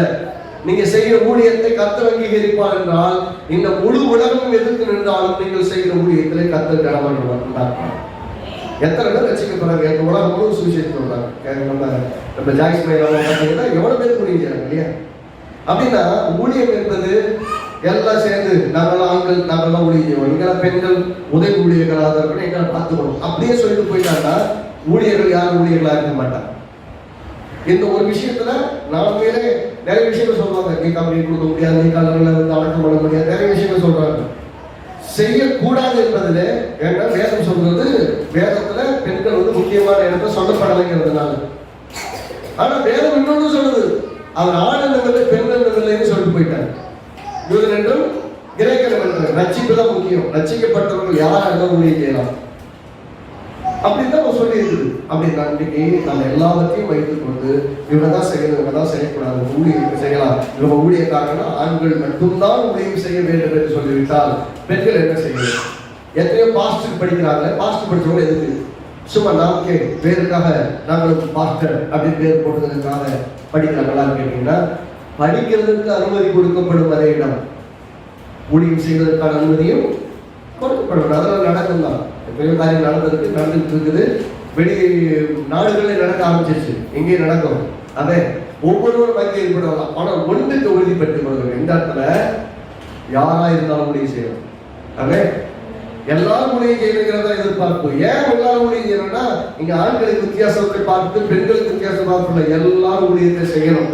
பிரச்சனைங்க ஊழியம் செய்ய பார்க்கணும். எல்லாம் ஊழியம் செய்ய வரணும், அதுக்கு அர்ப்பணிக்கணும். அர்ப்பணிக்காம ஊழியம் செய்ய வர்றதுக்கு ஐடியா இல்லாம ஒண்ணு பண்ணுங்க முடியாது. ஒத்துழைக்காத யாரை கொண்டு ஒண்ணு கடவுளே செய்ய முடியும். கடவுளே செய்ய நினைச்சா கூட செய்ய முடியாது. அர்ப்பணிப்பு இல்லைன்னு ஒன்றும் பண்ண முடியாது. ரோமர்கள் நிருபத்துல 6வது 5வது அதிகாரத்துல 19 21 என்ற 3 வசனங்களும் 6வது அதிகாரம் 1ஆம் வசனம் சொல்லுது, பாவம் எவ்வளவு பெரியதோ கிருபை எவ்வளவு பெரியது. அப்புறம் பாவம் பெருகிற இடத்துல கிருபை அவ்வளவாய் பெறுகிறது அப்படின்னு வேதத்தை சொல்லுது. ரோமர் 5ஆம் அதிகாரம் 19 21 வரைக்கும். அடுத்த 6வது அதிகாரம் 1ஆம் வசனத்துல அப்படி பாவம் பெருகிற இடத்துல கிருபை பெருகிறார். பாவத்தில் நிலையில் இருக்கலாமா? அப்புறம் பாவம் செய்ய கிருபை பெருகுது. அப்ப பாவம் செஞ்சுக்கிட்டே இருக்கலாமா? பாவம் செய்கிற இடத்துல கிருபை பெருகுதுன்றதுனால பாவத்துல நாம் நிலையில் இருக்க முடியாது. ஏனென்றால் ஒரு முறை பாவத்துக்கு மறித்த நீங்கள் மறுபடியும் பாவத்தில் வாழ்வது எப்படி? அப்புறம் கேள்வி கேட்கிறேன். அப்படின்னா once we already died we cannot live again on it. எது செத்தமாக வாழவே முடியாது. திரும்ப தேவனுக்குள்ளும் தேவனுடைய கிருபைக்குள்ளும் மட்டும்தான் இருக்கணும். அப்படின்னா கிருபை நல்லா கவனிக்கணும், எல்லாம் கவனிக்க, தெளிவா புரிஞ்சுக்கிறதா சொல்றேன். கிருபை செய்த பாவத்தை மன்னிப்பது மட்டுமல்ல, இனிமேல் பாவம் செய்யாமல் இருப்பதற்கு தேவையான பலனையும் கூட சேர்த்து தருது. எல்லாம் வராமே சொல்லுவோம். கிருபை என்பது செய்த பாவத்தை மன்னித்தது மட்டுமல்ல, இனிமேல் பாவம் செய்யாமல் இருப்பதற்கு, அந்த பாவத்தை செய்யாமல் இருப்பதற்கு தேவையான பலனையும் கிருபை தான் கொடுக்குது. கிருபை நமக்கு கொடுக்கப்படலன்னா விழுந்த இடத்துல கிடப்போம், அல்லது செஞ்சதுல சிக்கிக்குவோம், வெளியில வந்துருக்கவே முடியாது, வெளியே வரவே முடியாது. அப்படின்னா பாவம் செய்கிறவனுக்கும் கிருபை தேவை, பாவத்திலிருந்து விடுபட்டு வெற்றியாக வாழ வேண்டியவனுக்கும் கிருபை தேவை.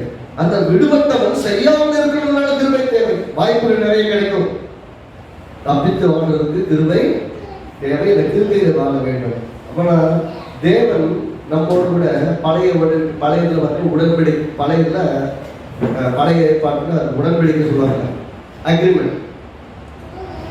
புதிய ஏற்பாட்டில் பழையதுல வந்து பார்த்தீங்கன்னா அவங்க சந்ததி எப்படி ஆசிரியர் நிறைய விஷயம் உடன்படிக்கை பண்ணாங்க.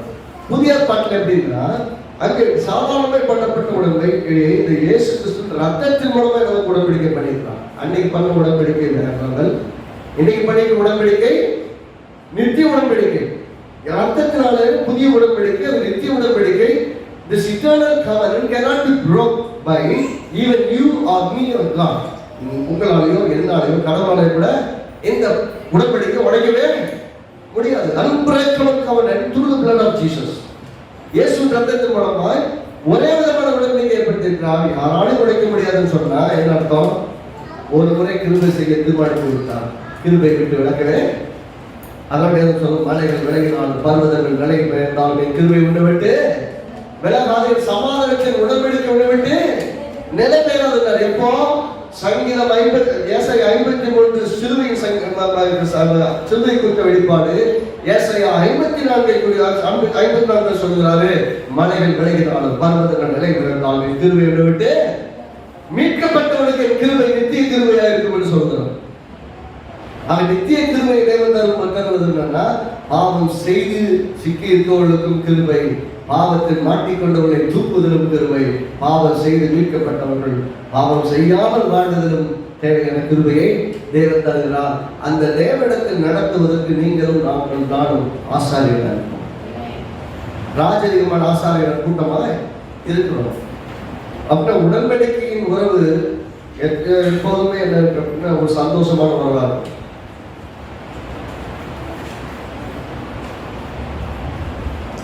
இப்படி இருக்குவோங்க, தேவனுக்கு எல்லாம் தெரியும், அவர் சர்வஞானி, ரைட்டா?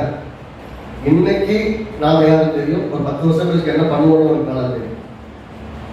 நம்ம கடைசிக்கு அப்புறம் நம்ம சந்ததி என்ன பண்ண போதுன்னு நம்ம தேவனுக்கு நல்லா தெரியும். நம்ம கண்ணை பார்க்கணும், அவங்களுக்கு தேவன் தெரியும். அவர் சர்வஞானி, எல்லாம் இருந்தவர். கர்த்தர் சொல்றாரு, ஒரு பாவங்களை நான் நினைக்க மாட்டேங்கிறேன். உன் பாவங்களை மன்னிச்சுட்டேன், என்ன நினைக்க எப்படிங்க அது? அவர் சர்வஞானி, எல்லாம் அறிந்தவர். என் பாவங்களை இனி அதை நினைக்கவே மாட்டேன், சமுத்திரத்தின் ஆழத்தில் போட்டுருவேன், அது ஒண்ணுமே பார்க்க மாட்டேன் அப்படின்னு நினைக்கிறேன். சொல்றாருன்னா ஒன்னு எப்படி? பாவம் அனுதினமும் நினைவுறப்பட்டது, அனுதினமும் நினைவுறப்பட்டது, நினைவுறப்பட்டதான் பலி செலுத்தப்பட்டது. ஆனால் இன்றைக்கு ஆசாரிய முறைமை மாதிரி இருக்குது. எதனால? அந்த பாவமே நான் நினைக்க மாட்டேன்னா நினைக்காத பாவத்துக்கு பலி இருக்கு. செலுத்த பாவத்தின் உணர்வு வராமல் இருக்கிற ஒன்றை குறித்து, கடவுளே நினைக்காத ஒன்றை குறித்து நான் நினைக்க வேண்டியது என்ன? நான் நினைத்ததுக்கு பலி செலுத்த வேண்டிய அவசியமே இல்லை. ஆக நினையாத பாவத்திற்கும் செலுத்தப்பட வேண்டியது இல்லாத ஒரு பலிக்கும் நான் பாவத்துக்கு பலி செலுத்த வேண்டியது நான் ஒன்று பண்ண வேண்டும். ஆமே, எத்தனை பேர் நான் சொல்றது வளர்க்கு. தேவன் சர்வஞானி, எல்லாவற்றையும் அறிந்தவர். அவர் என்ன நினைவுறதே இல்லைன்னா என்ன அர்த்தத்தில் சொல்றான்னு சொல்லுவோம். அப்படி அவர் எப்படி மறக்க முடியும்? கடவுள் ஞானம் உள்ளவராச்சு, ஒன்னும் கூட மறக்க மாட்டாரு. அப்படி இருக்கவங்க எப்படி மறந்துவாங்க பார்த்தீங்கன்னா, பாவம் நீங்கள் செய்ததை அவர் மறந்து விடவில்லை, அதை நினைவு கூறுவதில்லை. அப்படின்னு அர்த்தம், சில செய்த காரியங்களை நினைச்சீங்கன்னா அவனுக்கு ஏதாவது பண்ணாதான் கரெக்டா இருக்கும் நமக்கு மனசு தோணும், ரைட்டுங்களா? அதை நினைச்சே பார்க்கலன்னா எவ்வளவு பெரிய துரோகம் பண்ணவங்க கூட ஒரு விஷயமாவே கண்டுக்க மாட்டேன், அது முக்கியத்துவப்படுத்த மாட்டேன். ரொம்ப எளிமையா சொல்றோம்னா இவங்க எளிமையா சொல்றேன், எல்லாம் புரிஞ்சுக்கிற மாதிரி சொல்றாங்க. நம்முடைய தேவன் நம்முடைய பாவத்தை முக்கியத்துவப்படுத்தவில்லை, அவரோடு கூட நமக்குள்ள உறவை முக்கியத்துவப்படுத்துகிறார். உறவை முக்கியத்துவப்படுத்துவது யார்? நாம் செய்த பாவத்தை அவர் நினைப்பதில்லை. எந்த மாதிரி நடக்குது? நமக்கும் அவருக்கு மத்திய இருக்க உறவை பார்க்கிறாரு, உறவு முக்கியத்துவப்படுத்துறார், பாவம் பெருசா தெரியும். கணவன் மனைவி உறவு மத்திய எல்லாத்தையும் பார்த்தீங்கன்னா உறவு முக்கியத்துவப்படுத்தப்பட்டால் செய்த பாவங்கள் மறக்கப்பட வேண்டும், முக்கியத்துவப்படுத்தப்பட செய்த காரியங்களை முக்கியத்துவப்படுத்தினார். தகப்பனும் பிள்ளை உறவு கரெக்டா இருக்காது, கணவன் மனைவி உறவு கரெக்டா இருக்காது, நண்பர்கள் மத்திய உறவு கரெக்டா இராது. அப்படின்னா நீங்கள் கணக்கு பார்க்க துவைகிறால் கடைசி வரைக்கும் ஒன்றும் கடைசியில் சேரலாம். ஏனென்றால் நாம் திரளாய் கண்டிக்கப்பட்டிருக்கிறோம். கட்டத்தில் நிறைய மணி வாங்கிட்டு நான் ஒண்ணுமே மன்னிக்க மாட்டேன்னா, ஒரு 100 காசு வாங்கிட்டு ஏமாத்திட்டான்னு சொல்லி நம்மள கொண்டே நின்னா பாருங்க. 1000 தாளத்துக்கு மன்னிப்பு பெற்றவன் 100 தாளத்தை மன்னிக்க மாட்டேன்னு சொன்னப்போ இவ்வளவு உள்ள போடுங்க. அந்த நாள் தான் மன்னிப்பு ஏராளமே பெற்றுட்டு நம்ம மன்னிக்க தகுதியில்லைன்னா நம்முடைய நம் உடல் உள்ள உறவிலிருந்து நம்முடைய பாவங்களை அவர் நினைக்கிறார். அதுதான் நம்ம வீட்டுக்கு உறவு தான் முக்கியம், என் பிள்ளை தான் முக்கியம், என் பிள்ளை செஞ்ச தப்பு முக்கியம் நினைச்சதுனால தான் நம்முடைய தேவனாகிய கர்த்தர் நம்முடைய பாவங்களை மன்னிக்கிறார். நீங்க அப்பா அம்மா உங்க பிள்ளைகளுக்கு அப்படித்தான் மன்னிக்கிறீங்க. எத்தனை தப்பு பண்ணா உங்க பிள்ளைகளுக்கு மன்னிக்கிறீங்க? நம்ம பிள்ளை உறவு இந்த இப்படி பிள்ளைய விடுறதுன்னா மன்னிக்கிறீங்க. அதைதான் தேவன் சொல்றது செய்யணும். உங்க வாழ்க்கையில எதையெல்லாம் மறக்க முடியாத நிலைமையில் ஒரு வேலை இருந்தீங்கன்னா, உதாரணத்துக்கு பார்த்தீங்கன்னா ஆதியாகமம் 41ஆம் அதிகாரம் சில 2-3 வசனங்களை வாசிப்போம், நம்ம நிறைவு செய்யலாம்.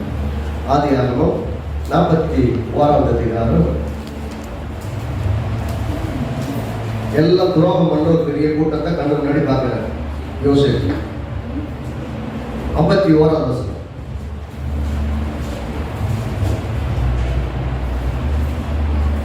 எல்லாம் சேர்ந்து வாசிப்போம்.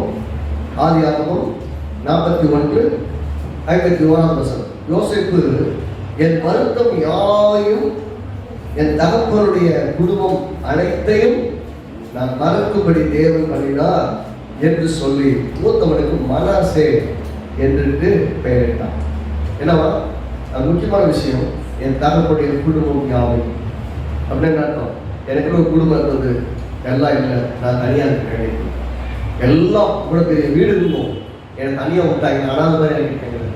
அப்படி இருந்த வருத்தம், அம்மாவை பார்க்குறேன், அம்மாவை பார்க்குறேன், தனியாக இருக்கிற வருத்தம் எல்லாத்தையும் மாற்றிட்டு அவனுக்கு பெரிய ஒரு பையன் பிறந்த உடனே இப்போ அவனுக்கு ஒரு உலகம் உண்டானது போல ஆயிடுச்சு.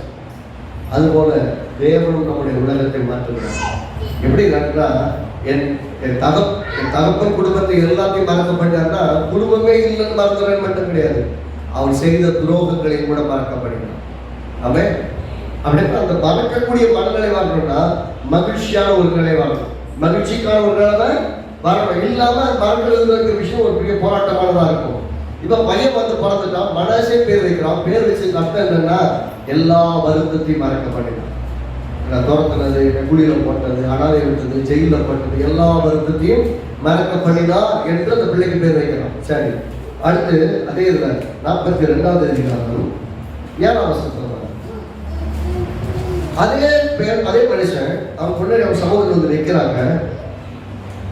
அப்போ 7ஆம் வசனம், யோசேப்பு அவங்களை பார்த்து தன் சகோதரன் அறிந்து கொண்டான். அறிந்ததும் அறியாதவன் போல கடினமாய் அவனோட பேசி, நீங்க எங்கே இருந்து வந்தீங்கன்னு கேட்டாங்க. பார்த்தீங்கன்னா கடினமாய் பேசுகிறான். சில சமயம் மறந்தாலும் வருத்தத்தெல்லாம் கத்தர் மறக்கப்பட்டாலும் அந்த வருத்தத்தால் ஏற்படுத்த கண்ணு முன்னாடி வரும்போது கோபம் வரும். நம்ம கோபத்தினுடைய வெளிப்பாடு வரும், கோபப்படுற மாதிரி வரும். கடினமாய் பேசுகிறான், கோபம் பேசுறான். ஆனாலும் கத்தர் உணர்த்துகிறான். நல்லா பாருங்க, கத்தர் நல்லது. எல்லாத்தையும் மறக்கப்படினாலும் இன்னைக்கு அவங்க திரும்ப நம்ம முன்னாடி வரும்போது மறந்துட்டு நீங்க பார்க்கவே கூடாது, பார்த்தாலே கோபமா வருது அப்படின்னு நினைப்போம். அவங்க ஏதாவது திரும்ப கண்ணு முன்னாடி வருவாங்க. அவங்களை விட்டு ஓட முடியாது, அவங்க ஒன்றும் செய்ய முடியும். எந்த நிலைமையும் கத்தர் நம்மோடு கூட இருக்கிறாங்க. எல்லாம் நாமே சொல்லுங்க. அவங்க என்னதான் நெருக்கங்கள் ஏற்படுத்தினாலும் அதை வந்து கத்தர் நம்ம கூட இருக்கிறாங்க. எது பாருங்க, அதே இது 45ஆவது அதிகாரத்துல 6ஆம் வசனம்.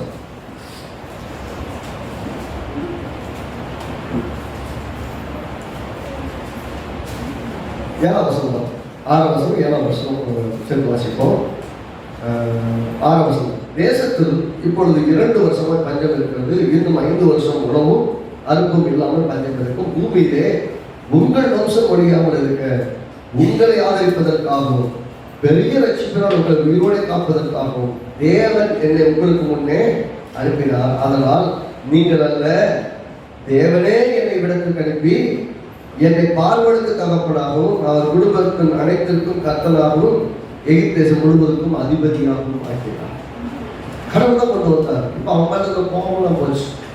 சில சொல்றாரு, நீங்கள் அல்ல, நீங்களும் தீமை செய்தீர்கள், கர்த்தர் எங்களுக்கு என்ன பண்ணார், நன்மையா மாற்றினார் என்று சொல்லக்கூடிய அளவுக்கு அவன் செய்ததையும் மறந்துட்டான், எல்லாத்தையும் மறந்துட்டான். அவனை பார்க்கும்போது கோபமா பேசினா கூட கர்த்தர் அவனை எப்படி பார்க்கறான்னா, எனக்கு நடந்த சம்பவங்களை தேவனுடைய முன்னறிவு கடவுளை நீங்கள் கொண்டு வரலன்னா நம்ம வந்துருக்க முடியும். இன்னைக்கு நான் உங்களுக்கு சொல்றேன், ஒருவேளை உங்களை கடினமாக நடந்தது 1000 பேர் ஆகிடலாம். ஆனால் அவர்களை ஆண்டவருடைய பரிசுத்தமுள்ள பிரசனத்திலும் அவர்களை ஆதரிப்பதற்கும் அவனை வழி நடத்துவதற்காகவும் அவனை ராஜா என்கிற ஸ்தானத்திலும் அவரை நடத்துவதற்கான ஆசாரியர்களாக இருக்கும்படியான ஸ்தானத்திலும் கர்த்தரை நிலைப்படுத்துகிறார். நீங்க உங்க குடும்பத்துக்கு, உறவுக்கு, சுற்றி இருக்கிற எல்லாருக்கும் எல்லா சூழ்நிலை மத்தியில் நீங்கள் ஆசீர்வாதமாக இருக்க தேவ நோக்கத்திற்காக வாழ உங்களை தேவன் தேர்ந்தெடுத்திருக்கிறார். ஆகவே எதற்காக நீங்க வாழ்றீங்கிற அர்த்தம் புரியாம ஒரு வாழ்க்கை வாழப்படும். நாம் எல்லாரும் ராஜரிகமான ஆசாரிய கூட்டம், ராஜாக்களாகவும் இருக்கிறோம், ஆசாரியர்களாகவும் இருக்கிறோம், ராஜரிகமான ஆசாரிய கூட்டமாக இருக்கிறோம். ஆகவே நீங்கள் தேவனுக்கு ஆராதனை செலுத்தும் போது, தேவனை ஆராதிக்கும் போதும் சரி, தேவனுடைய பிரசனத்தில் வரும்போதும் சரி, தேவனுக்கென்று உறவை முக்கியத்துவப்படுத்தி எதையெல்லாம் அன்பாக கொடுக்குறீங்களோ அதை எல்லாமே ஆராதனை. காசா கொடுத்த ஆராதனை, அர்ப்பணித்த ஆராதனை, அவரை பாடி துதித்து தரங்களை உயர்த்தி ஆராதிச்சா எல்லாமே ஆராதனை. அப்படின்னா நீங்கள் யாவரும் ராஜரிகமான ஆசாரிய கூட்டமா இருக்கிறபடியால் தேவனுக்குரியதை, தேவனுக்கென்று நீங்கள் அன்பாய் கொடுக்கிற எல்லாமே ஆராதனை. உங்க குடும்பத்தை கொடுக்குறீங்க, உங்களை கொடுக்குங்க, வாழ்க்கை கொடுக்குங்க, காணிக்கை கொடுக்குறீங்க, வருமானத்தை கொடுக்குறீங்க, பிள்ளைகளுக்கு கொடுக்குறீங்க, எல்லாத்தையும் செய்றீங்க. எல்லாமே கர்த்தருக்கு பரிசுத்தமுள்ள ஆராதனையை ஏற்றுக்கொள்ளப்படும். உங்கள் சரீரத்தை கூட தேவனுக்கு பிரியமான ஜீவபடியை ஒப்புக்கொடுங்கள். இதுவே நீங்கள் செய்யத்தக்க புத்தியுள்ள ஆராதனை. ஆனால் ஒவ்வொரு விதத்திலையும் நம்ம ஆராதனையை எடுக்கிறோம், ஆராதிக்கிறோம். கர்த்தரை எல்லா விதத்திலையும் ஆராதிக்கிறோம். ஆகவே நாம் யாவரும் கிறிஸ்துவுக்குள் ராஜரிகமான ஆசாரிய கூட்டமா இருக்கிறோம். ஆகவே நம்மை மேன்மைப்படுத்துகிறவர் தேவன். ஏசாயா 61 ஏசாயா 61 இந்த வசனத்தை மட்டும் வாசித்து நாம் நிறைவு செய்வோம். ஏசாயா 61 6 வசனம் 7 வசனம் எல்லாம் சேர்ந்து வாசிக்கும். முன்னாடி மீட்பை பத்தி பேசிட்டு வருது. மீட்கப்பட்டவர்கள் எப்படி இருப்பாங்கன்னு பேசுது. 6 வசனத்தையும் 7 வசனத்தையும் சேர்ந்து வாசிக்கலாம். வாசித்து ஜெபித்து நாம் நிறைவு செய்வோம். நீங்களும் கர்த்தரின் ஆசாரியர் என்று சொல்லப்படுவீர்கள். அதாவது நீங்க எப்படி சொல்லப்படுவீங்க? கர்த்தரின் ஆசாரியர் என்று சொல்லப்படுவீங்க. உங்களை நமது தேவனுடைய பணிவிடைக்காரர் என்பார்கள். உங்களை எல்லாம் என்ன சொல்றாங்க? தேவனுடைய பணிவிடைக்காரர், தேவனுடைய வேலை செய்ய. நீங்கள் ஜாதிகளின் செல்வத்தை அனுபவித்து, எல்லாம் வாசிங்க, நீங்கள் எல்லாம் சத்தமா சொல்லுங்க, நீங்கள் ஜாதிகளின் செல்வத்தை அனுபவித்து அவர்கள் மகிமை கொண்டு மேன்மை பாராட்டுவீர்கள். உங்கள் வெட்கத்துக்கு பதிலாக 2 தலையாய் பலன் வரும், லட்சத்துக்கு பதிலாக தங்கள் பாகத்தில் சந்தோஷப்படுவீர்கள். அதன் நிமித்தம் தங்கள் தேசத்தில் இரட்டிப்பான சுதந்திரம் அடைவார்கள். நித்திய மகிழ்ச்சி அவர்களுக்கு உண்டாகும். எல்லாம் சொல்லுவாங்க. அருமையான ஒரு வார்த்தை. நீங்கள் ஆசாரியர் என்று அழைக்கப்படுவீர்கள்.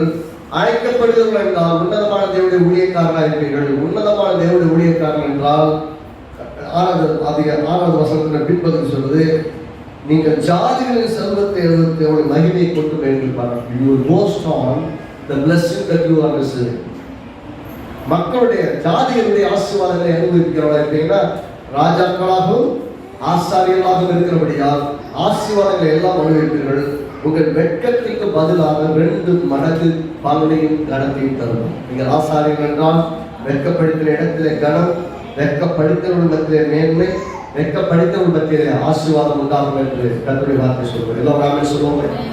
நாம் எல்லாம் ராஜரிகமான ஆசாரிய கூட்டம். எல்லாரும் சொல்லுங்க, கையை உயர்த்தி சொல்லுங்க, நான் ராஜரிகமான ஆசாரிய கூட்டம், நான் தேவனுடைய பணிவிடைக்காரன், ஆசீர்வதிக்கப்பட்டிருக்கிறேன்.